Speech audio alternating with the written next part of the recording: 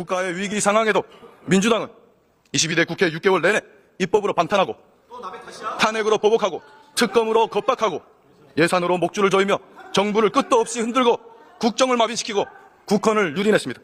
어떻게 공당의 대표 한 사람을 방탄하기 위해서 나라를 이토록 쑥대밭으로 만들 수가 있습니까? 이뿐만이 아닙니다. 거대 의석을 앞세워서 핵심 산업 기밀 유출기를 열어주는 국회 증감법, 불법 파업을 조장하는 노란봉투법, 전국민 25만원 현금 살포법 같은 우리 경제를 무너뜨리고 사회를 분열시키는 수많은 악법들을 강행 처리했습니다. 민주당은 지금 이 시각에도 무려 11개 범죄 혐의를 받고 있는 이재명 대표 한 사람만을 살리고자 폭주를 멈추지 않고 있습니다. 이 과정에서 심각한 국가기밀들이 군사기밀들이 유출되고 언론 길들이기와 가짜뉴스 선동을 일삼고 있습니다. 저는 절대로 계엄을 두둔하는 것이 아닙니다. 분명히 말씀드립니다. 국방부 차관님 단상으로 나와주십시오. 들어주십시오.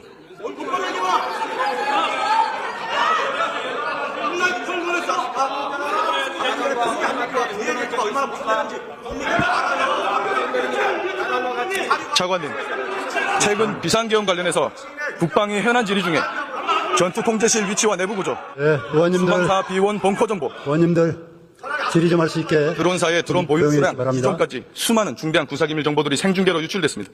거기다 정보사 요원 5명의 실명까지 거론됐죠. 차관님, 이런 정보들이 유출되면 어떤 일이 일어납니까?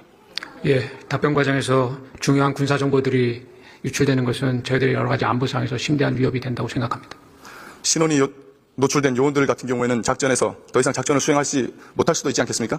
예, 그럴 수 있을 것으로 판단이 됩니다. 그리고 전투통제실 정보 같은 경우에는 북한군 미사일 부대라든가 특작부대의 비상시 우리군 지휘부의 위치와 침투 경로를 알려주는 그런 일이 그런 효과가 있지 않겠습니까?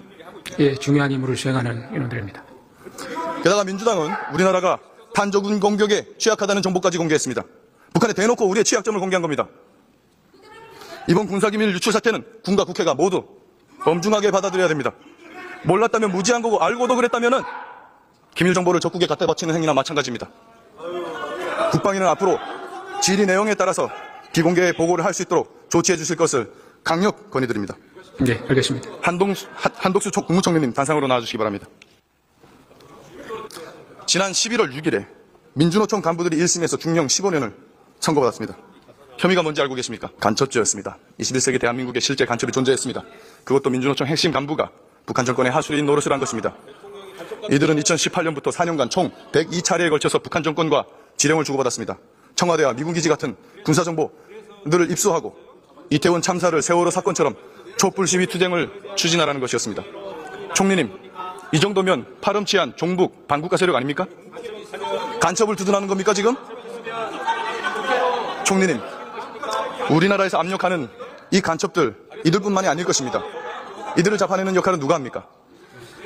이러한 간첩에 대한 대응 기관들이 있습니다만 최근에 이런 수사권 조정 이런 것들에 의해서 조금 옛날과 같은 그러한 그 능력은 발휘하지 못하고 하는 평가들이 많습니다. 이 부분에 대해서는 우리 정부도 그렇고 또 우리 국회하고도 적극적으로 협의를 해서 이러한 부분들이 잘 국가 보위를 위해서 작동될 수 있도록 그렇게 노력을 해야 된다고 생각합니다. 그렇습니다. 경찰의 대공수사권은 제대로 허점이 많습니다. 국정원의 대공수사권 누가 박탈했습니까? 여기 앉아 계신 민주당 의원들입니다. 민주당입니다. 민주당이 국정원의 대공수사권을 박탈했어요. 국가안보를 위협하는 간첩을 잡지 말라는 것 아닙니까? 올해 6월에 미국의 항공모함을 불법 촬영하다가 입건된 중국인 유학생 3명, 이들이 2년간 촬영한 휴대폰에 저장된 수많은 우리나라 군사시설 사진들이 발견됐습니다. 총리님, 이들 외국인의 간첩 행위를 간첩죄로 엄벌할 수 있습니까? 구속까지는 해도 간첩죄로 다시 엄벌하기는 어렵습니다. 올해 8월 2019년부터 정보사 기밀 요원들과 그들의 신분과 중요한 군사기물을 중국에 팔아넘긴 군 간부가 구속됐습니다. 들으세요. 간첩 얘기하고 있잖아요.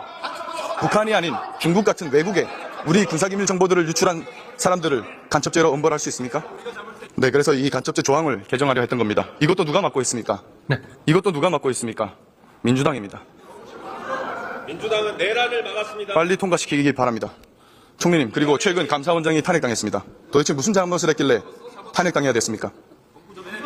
그거는 탄핵 사유에 뭐 적혀 있습니다만 저희 길게 답변하셨는데 간단하게 말씀을 드리면 보복 탄핵입니다.